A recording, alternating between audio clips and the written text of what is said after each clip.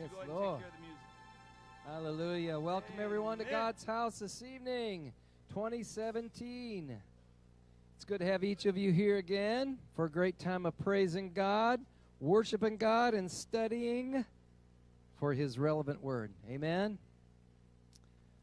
Amen. I don't think we have anyone the first time. All right. Also want to welcome those who are watching by internet this evening. Thank you for being here with us.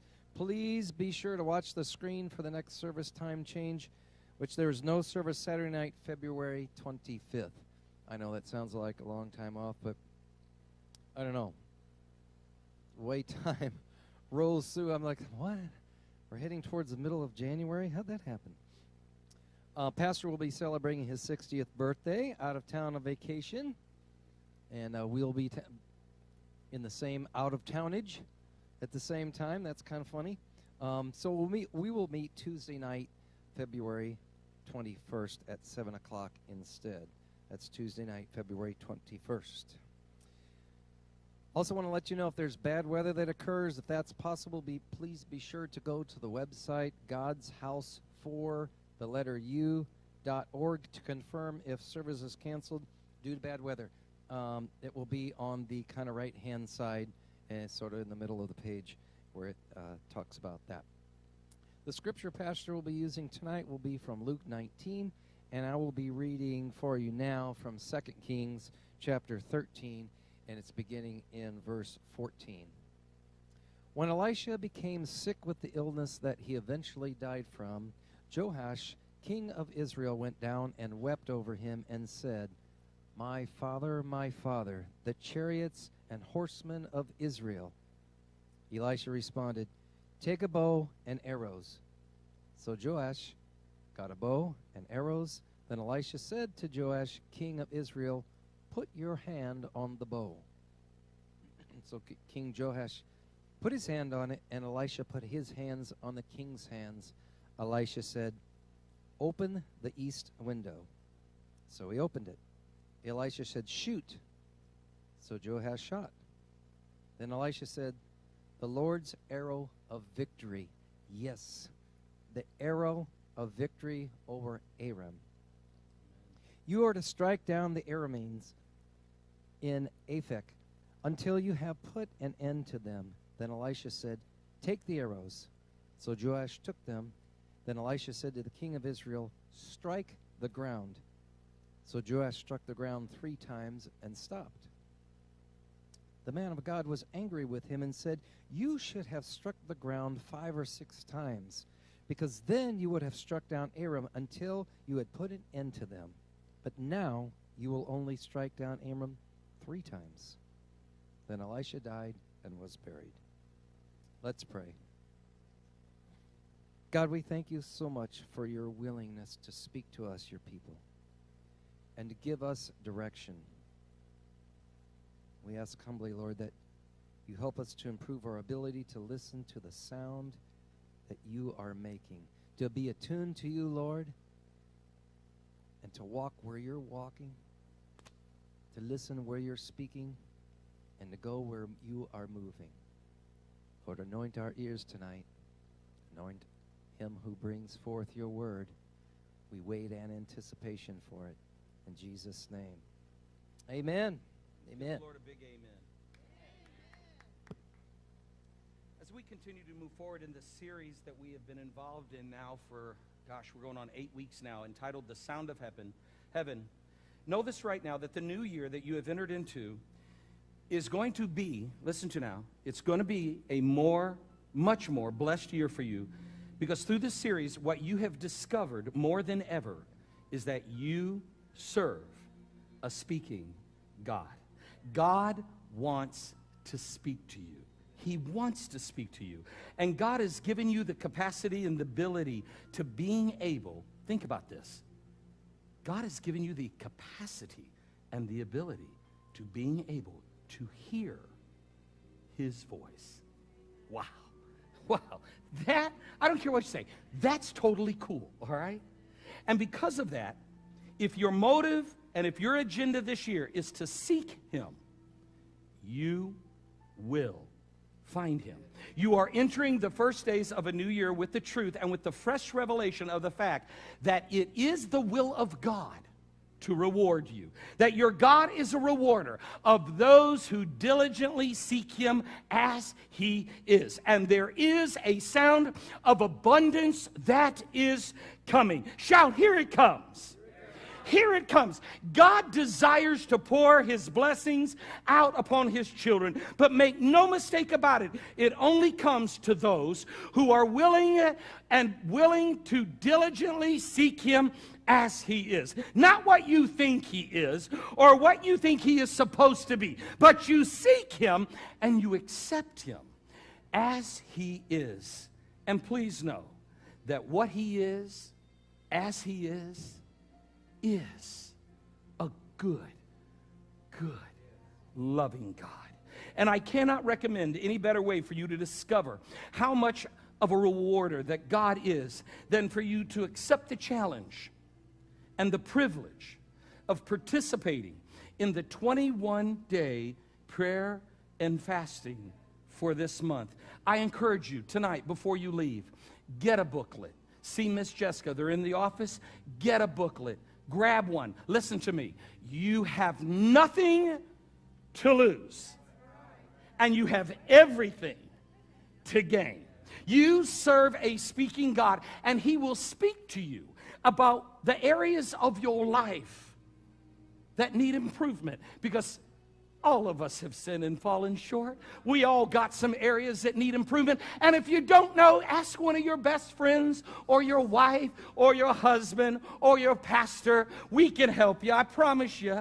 We all have areas that need improvement, and you can improve if you will allow God to move. If you will do it by this time next year in 2018, you will be able to look back. I'm telling you, you will be able to look back to this moment in time, and you will be able to say, wow,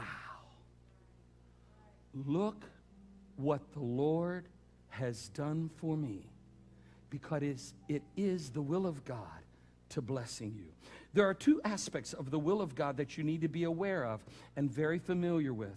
The first one is that there are parts of the will of God that are concrete. They do not change. It is the will of God. It is a set thing. It is a fact that does not alter or evolve. The other part, though, of the will of God that you need to know about is the part that he involves each one of you into. And by you being involved in it, listen close now, because I'm going to push on your theology a little bit. Because by you being involved in it, it does change and evolve, because you have an effect on the outcome. The Word of God tells us that God is not willing that any should perish. This is informing you that God does not want anyone to die and miss heaven. So what God does is this, though. He invites you into the process to cooperating with his design so that people will see your good works and glorify your Father which is in heaven. But if you do not cooperate with the principles of God, and if you do not cooperate with the designer, then some will perish. Not because God wanted them to, but rather because God determined to including you in the process. So therefore, the choices you make do have an effect on the outcome. As I said earlier, God wants to reward you, but to reward you, there must be participation on your part. Because in this, it is possible for God then to test you with something, to see if he can trust you with it. And of course, I'm sure you do understand that God already knows whether he can or cannot trust you with. The reason why God will bring a test your way is so that you know how much you can be trusted with. Are we good on that? So to start this new year off right, let me give you a really big statement that the Lord gave to me that you need to grab a hold of tonight. At the beginning of a new year, the biggest test that you will ever experience in life is the test that you do not know you are taking. The biggest test you will ever experience in life is the test that you do not know you are taking. In the passage of Scripture that Pastor Mark read earlier, the prophet Elisha says to King Jehoash, I want you to take these arrows and I want you to beat them on the ground. The king nonchalantly strikes the arrows on the ground 3 times. Elisha tells the king, you're going to have 3 temporary victories over your enemy. But had you understood what I was saying, you would have taken these arrows and you would have hit them on the ground at least 4 to 6 times, and then you would have completely destroyed your enemy. Why did it happen this way? It happened this way because the king did not realize that he was under a test. And I can promise you this. I know enough people that I can usually figure some things out. I'll bet you the king, Brother Jerry, probably did this. He probably went, oh, you know what? I tell you what, Elisha, let's do it one more time. Now that I understand what the parameters are of the test and what you're teaching me, let's try 2 out of 3. Because that's what you would have done. What this is teaching you is that the test that you know you are under is the easiest test for you to take, because you know that you are being tested. However, the hardest test, the most difficult test, is the one that you don't even know you are in. So you need to look very, very carefully at your life now over this entire next year, to wherever you find yourself, wherever you are, whatever is happening in your life. When things aren't going the way you thought they should go, you need to ask yourself the question, am I in a test? When there's a pull or a push that you weren't expecting, because you might be in a position of being tested with something little to see if you can be trusted with something great.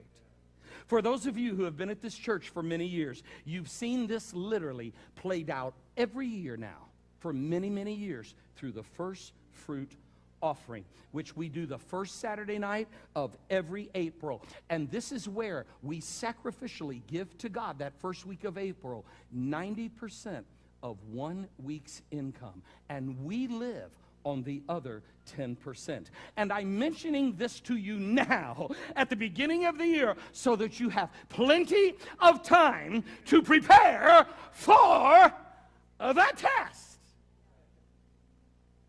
Watch this. God wants to bless you for real. And here it comes.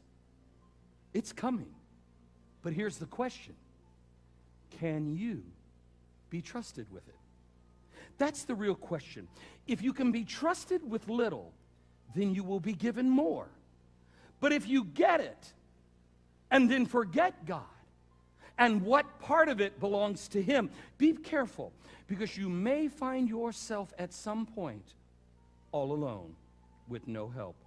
However, the sound that I am hearing is that God is going to empower His people, even entire churches, entire groups, entire networks, who are going to get it as a part of their spiritual DNA, because their spiritual DNA pulls them to being in an environment where God is free to move, and they seek to getting the right knowledge. They desire to going deeper into the truth and the knowledge and the wisdom of God's Word, to having godly values, to experiencing God's presence.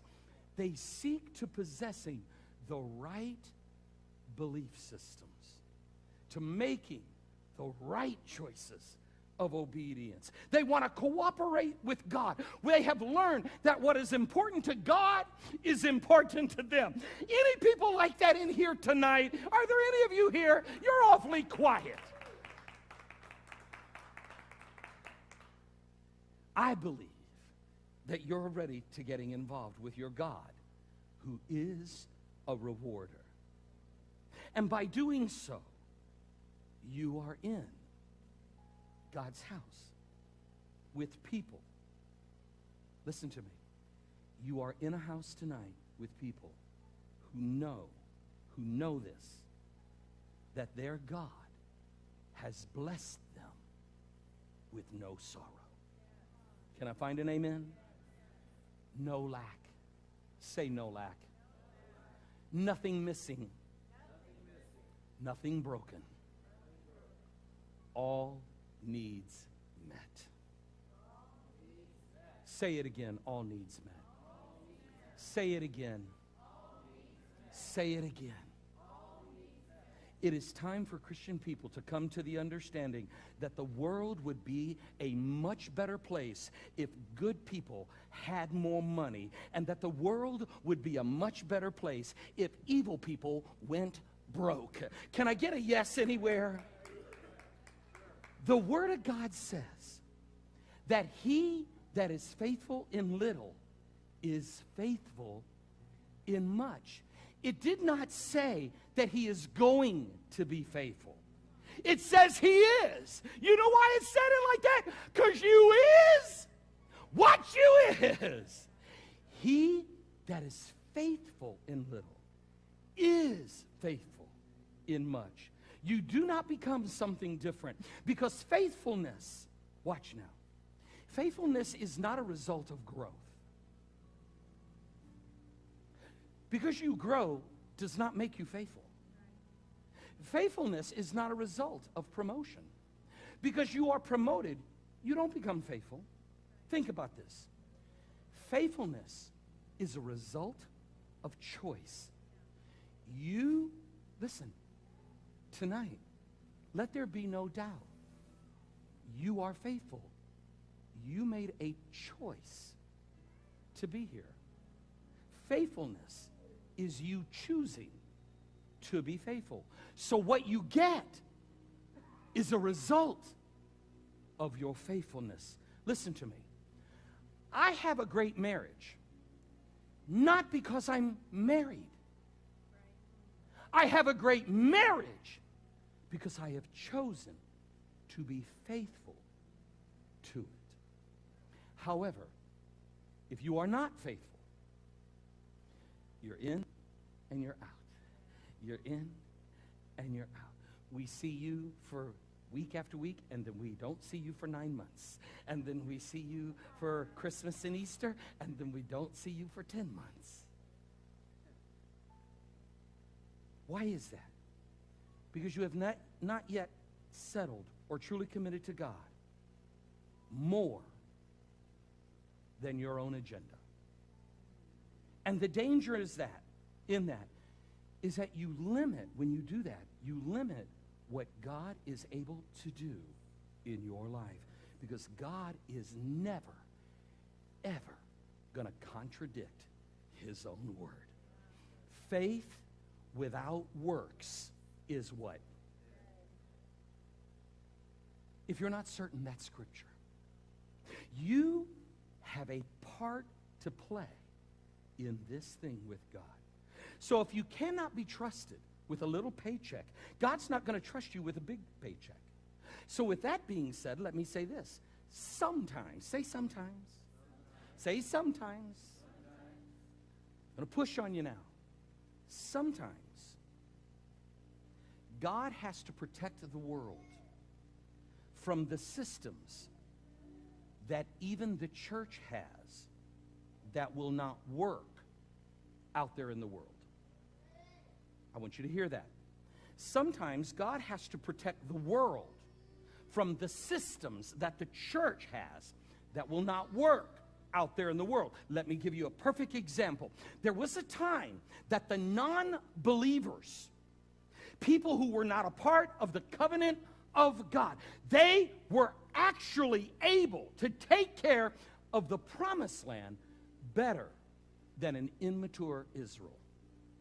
So rather than launching them into it in their immaturity, God left the stewardship in the hands of the people that eventually had to be run out of there because they could still take care of it better than giving it to an immature people.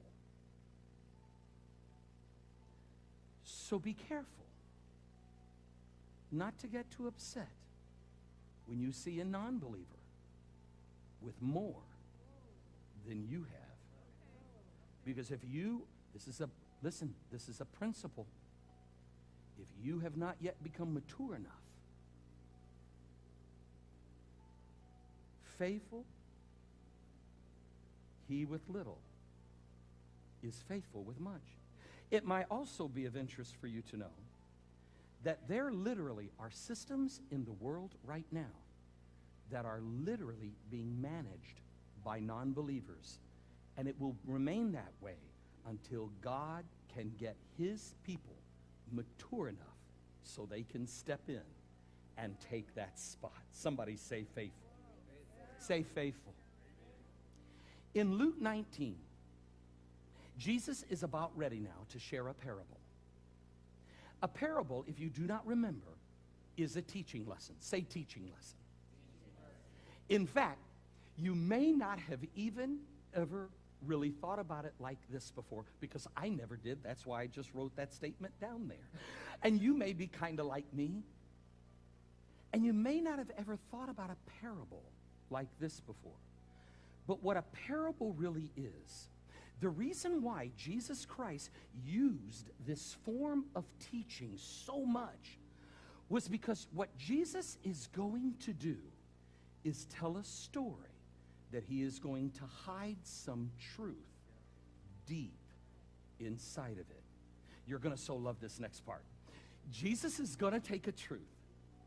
He's going to hide it deep inside the story for the sole purpose so that those who do not have a heart to obey, those who do not have a yes, those who are not willing to be an amen, they will not be able to understand the truth because Jesus hid it so only those who have a heart for it can understand it. I told you you would love it. This is why sometimes you have to be very careful when you walk through those doors and come in here.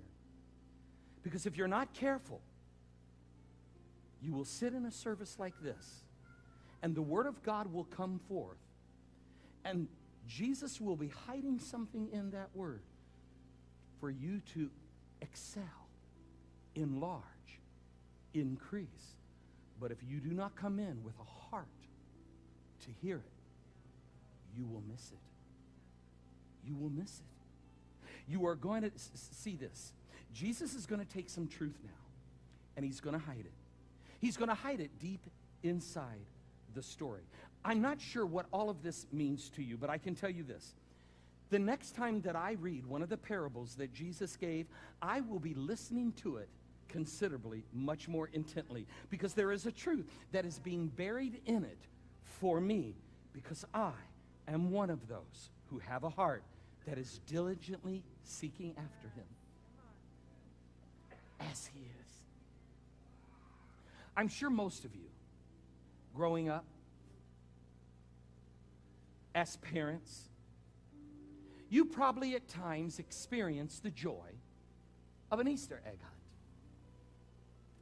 Now, please understand, at one time when this church began, I had a young lady attending this church who was very upset, left the church because we used a Dirt Devil vacuum cleaner.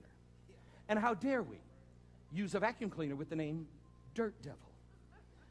The devil is nothing but dirt, so I can't think of a better name for a vacuum cleaner, because all he does is pick up dirt.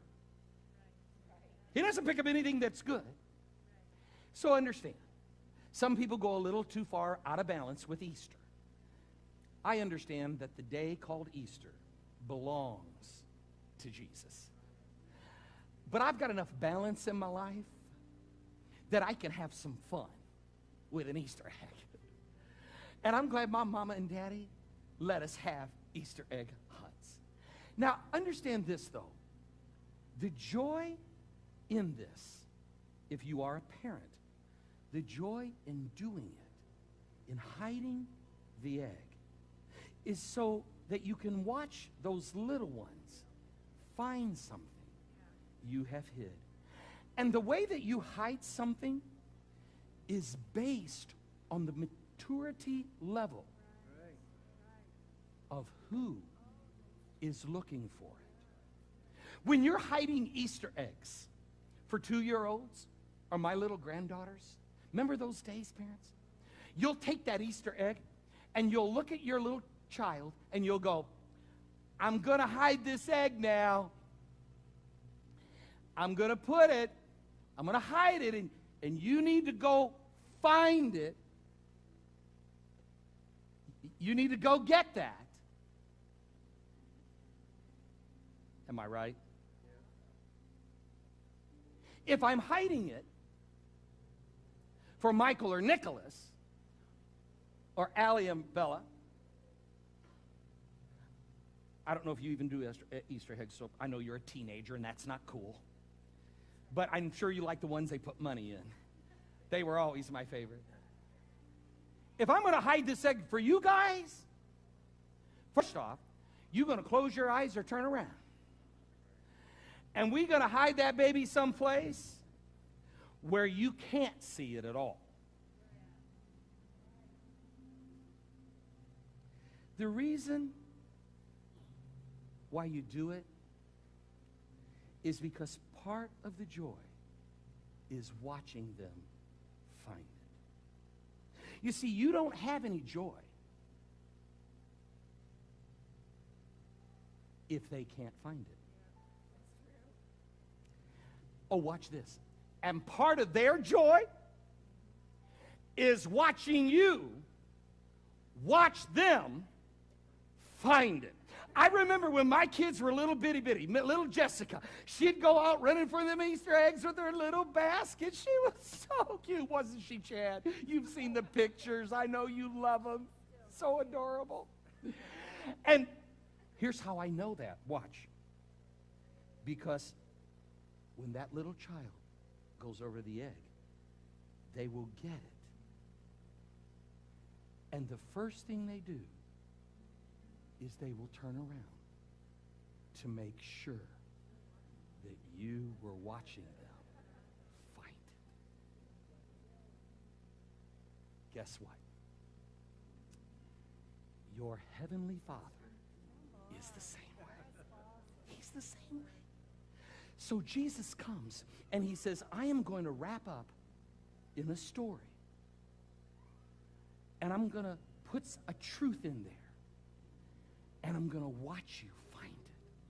And you're going to be so happy that I saw you find it.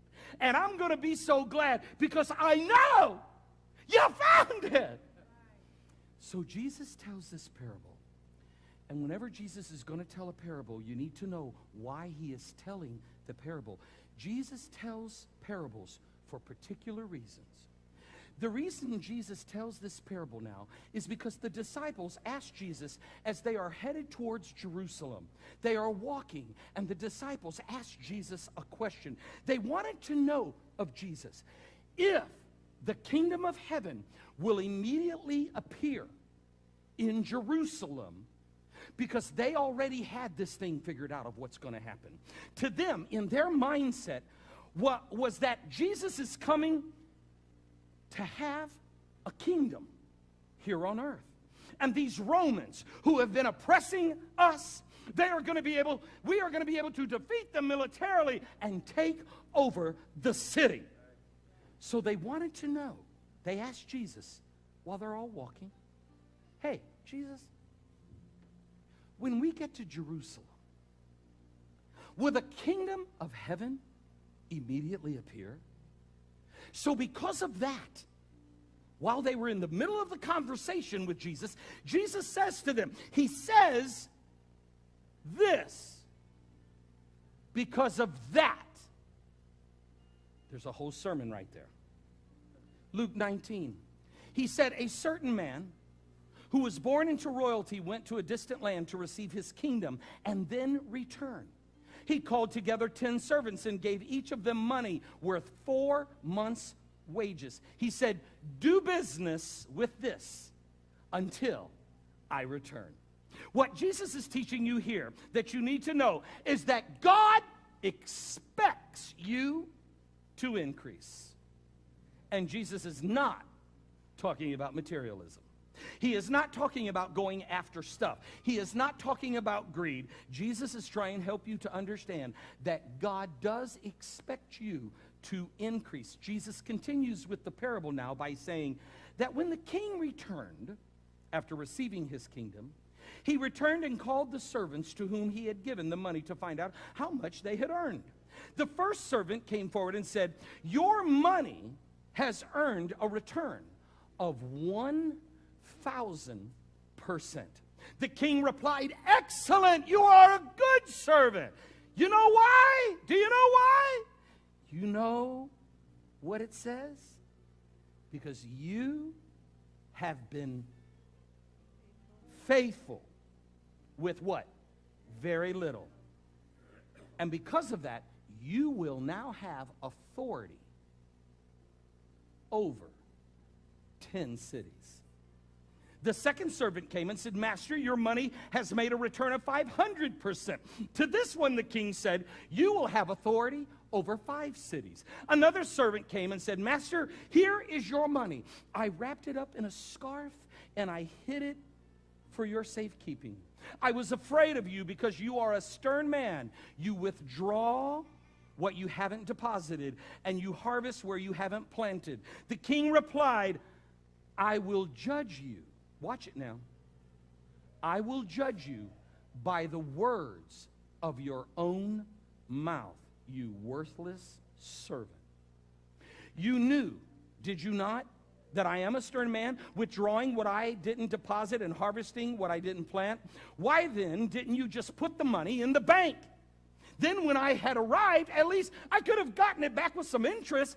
He said to his attendants, take his money and give it to the one who has 10 times as much.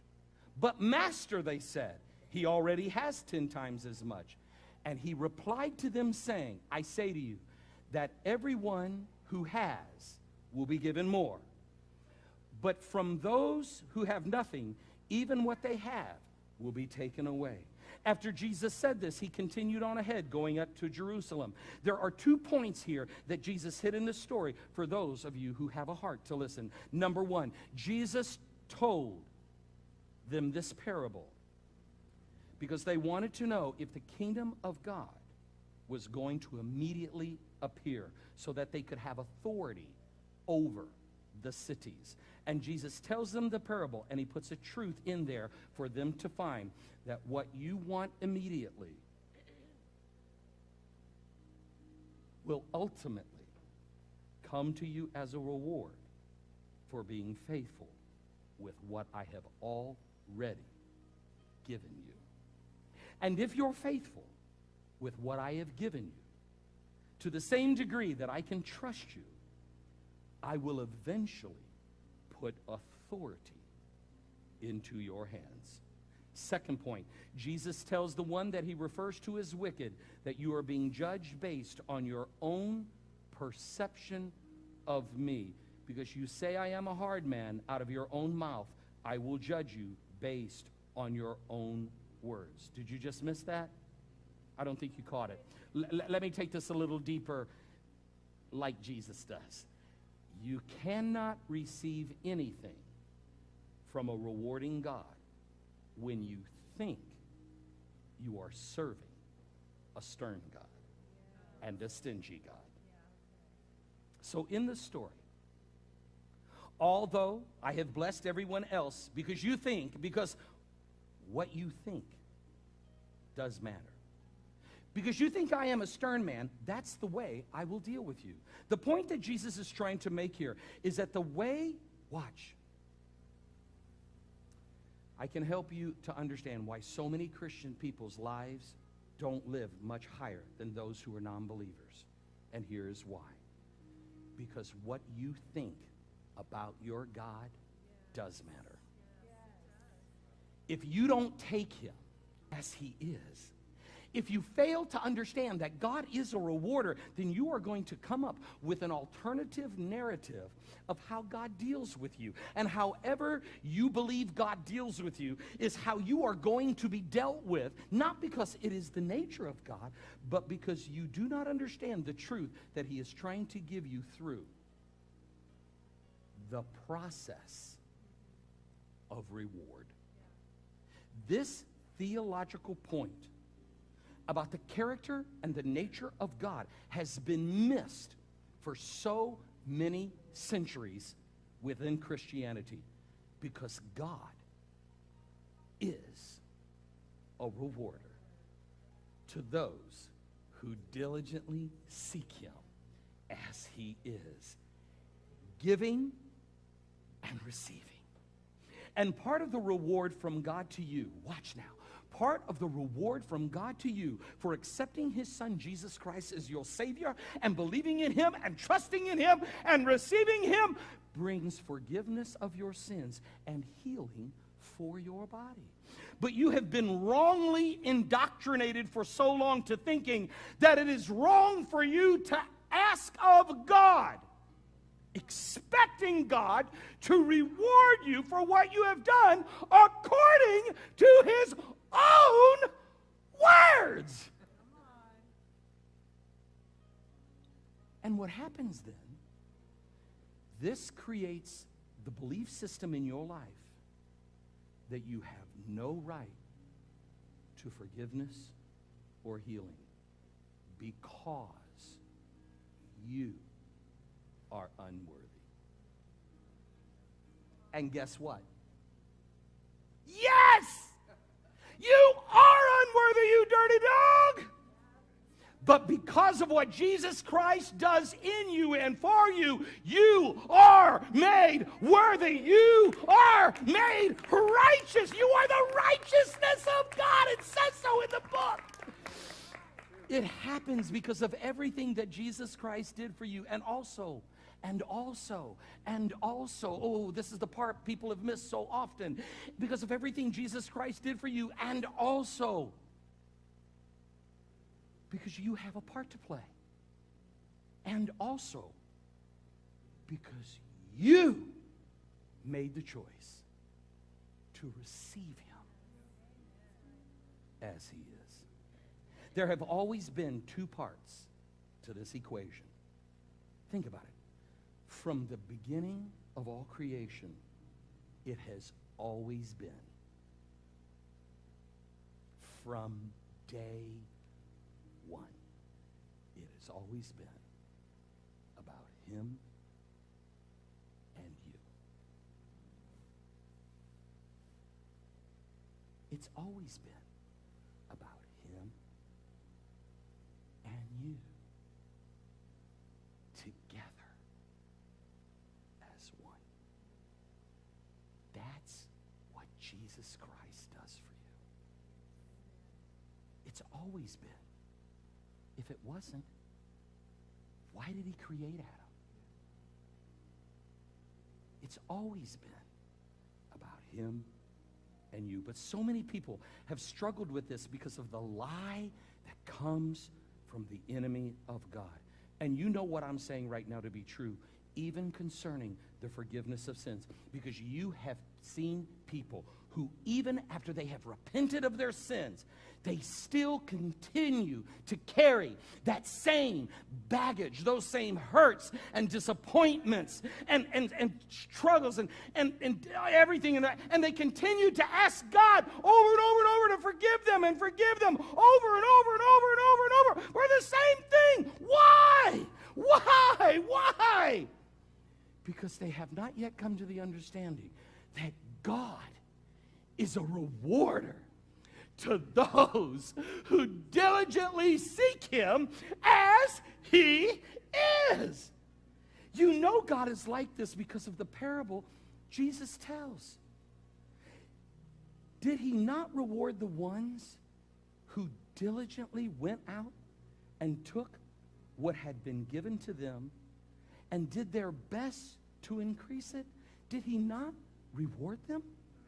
In fact, the one who did nothing would have been better off to have done something and lost it than to do nothing. At least he would have tried. Oh, and I understand what Yoda says. Do not try, do. And yeah, but sometimes you just don't do good. Can I get an amen? Listen to me. Sometimes, listen, you guys, what's your anniversary now? Where are you at? 39. I knew you were a few years ahead of me. 39 years, January 1st, and still today, sometimes he just don't do good.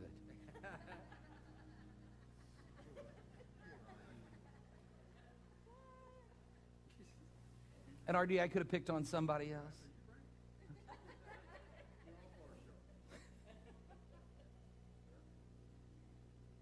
Sometimes we don't do it good. I've said this for so many years. There are very, very, very, very, very few things that I speak that God has given me that I wish someday would go viral. I'm not interested in fame, fortune, and attention. But I want you to hear this statement. When God judges you, he does not judge you by your actions. He judges you based on your motives.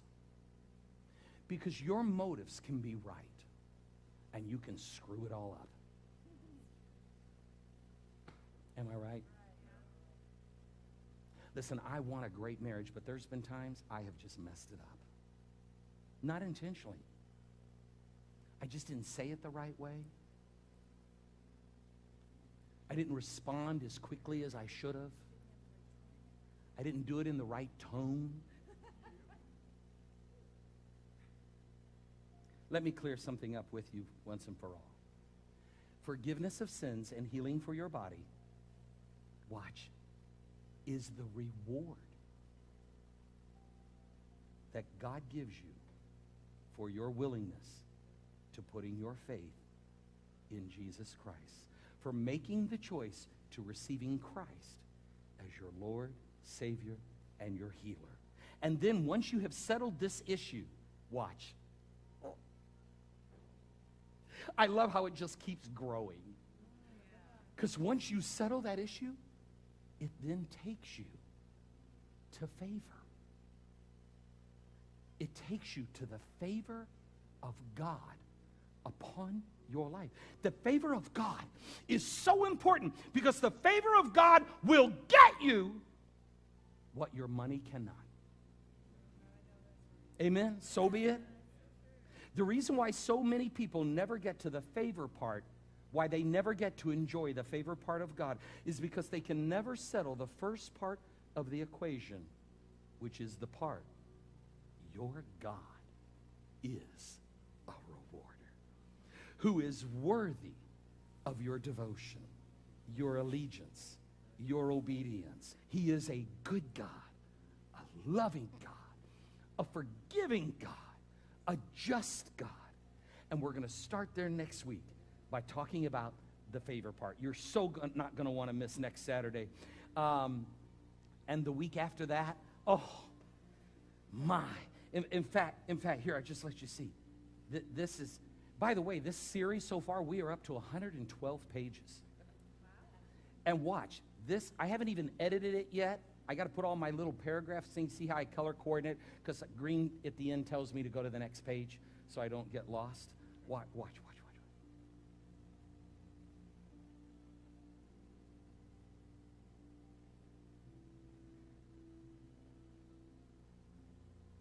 That's this week. And then all of a sudden, this comes up. And it's page after page. These haven't even been edited yet, so I can read them, because I can't read that much stuff in one spot.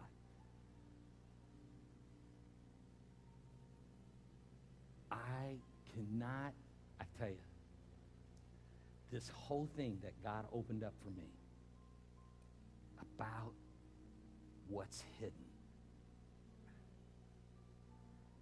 Only. This is going to help you. I love when God gives revelation like this. I kept you a few minutes. It's all right. We haven't met in 10 days. Are you ready? Here we go. Now you've gained greater understanding. And God has now gifted you with great patience now for this next year in dealing with people at work, home, friends, family who do not love God like you. God has now gifted you right now because of what you've heard in this truth with something very powerful. You know why? They can't get it. Don't be upset. Stop being mad at them. They're not going to get it. God has hid the truth for those whose heart is turned towards his. Oh, and I want to give you some more of what next week, and I'm trying not to. And it is so cool. They're not going to get it. Now watch. I'm not saying that they can't hear God. Because every one of you came to God because you heard the voice of God. You do not have to be a Christian to hear the voice of God. Oh, what a loving God. How can you tell me he doesn't? Those who curse his name. Listen, if you're not sure if the world curses the name of God or seeks to diminish God and the word of God, just get on the internet a little bit. Oh, some of the things I saw today just on YouTube. People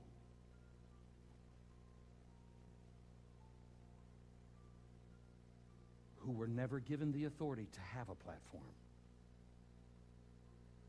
But because of the internet and social media, now I have a platform. I'm important.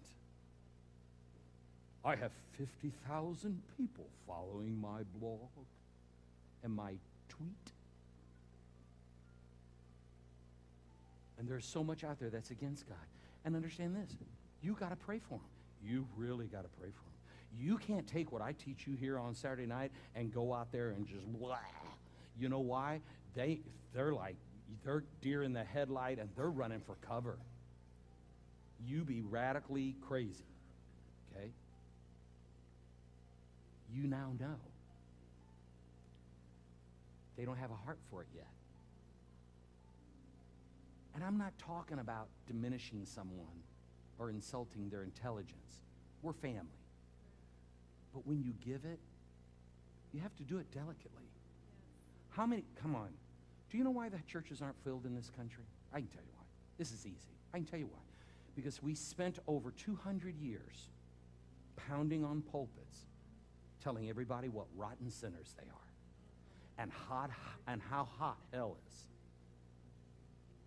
instead of proclaiming the good news. But now, the sound of heaven has come. I don't like all the guys that preach and teach on TV. I don't agree with all of them. But watch this. It's okay. We're not all going to agree on everything. And I'm going to be talking about that in a couple weeks as why the enemy. Think about that.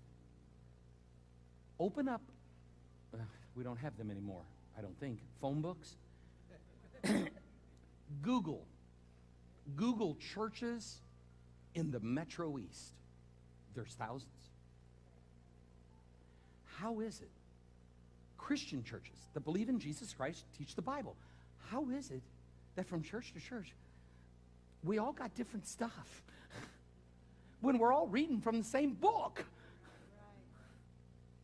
How is that? Because the enemy has worked so hard to bring division.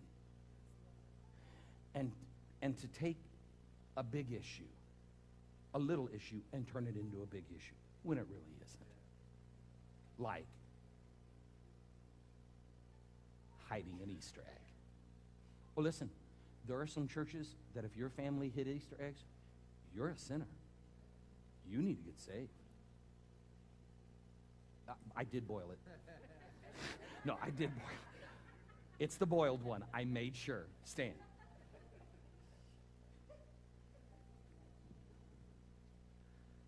I have something I'm going to be sharing next week in my sermon, but I want to end with this.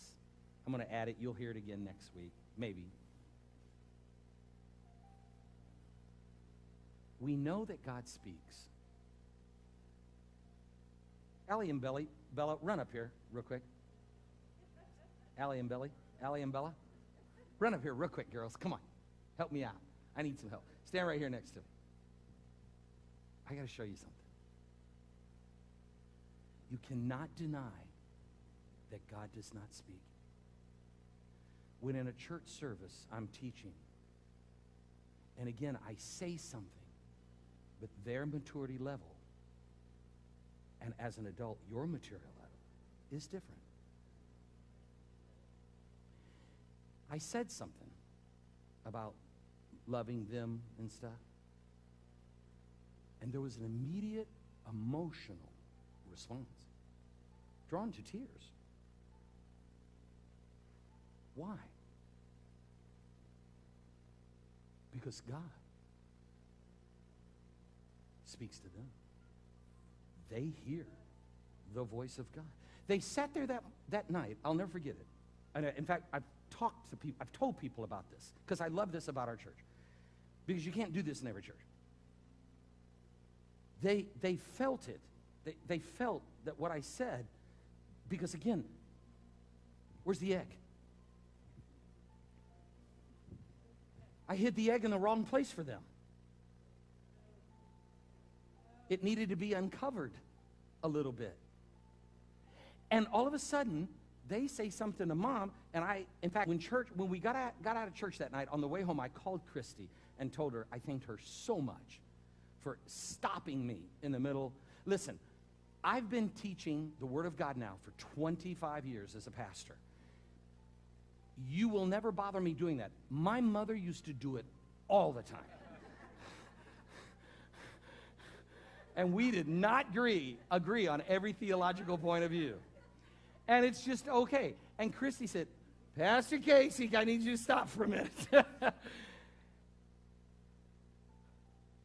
And a moment happened. And this week, as I was thinking about that when that happened, there's a song that we sing, a new song that we sing here.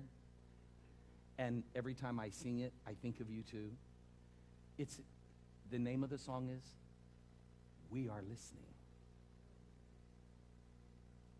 Listen to me this year. Be careful. Be careful, little eyes, what you see. Be careful, little mouths, what you say. There is somebody sitting next to you at work who is listening. At the restaurant. Oh, at Walmart. Oh, Lord Jesus, help me. We live in a big, big world. And everybody. The world, look what's happened. Look what happened on that train with that mentally ill young man. What's happening? Watch. The world would be a better place if everybody would just serve Jesus. If everybody would at least try to do their best to follow the Word of God and to obey the Word of God. The world would be a much better place if God's people were rich and evil people were broke. I believe it. God bless you. Have a great week in the Lord. I'll see you next Saturday. Brother Jacob will be up here to receive your tithes and offerings. Girls, give me a hug. Love you bunches.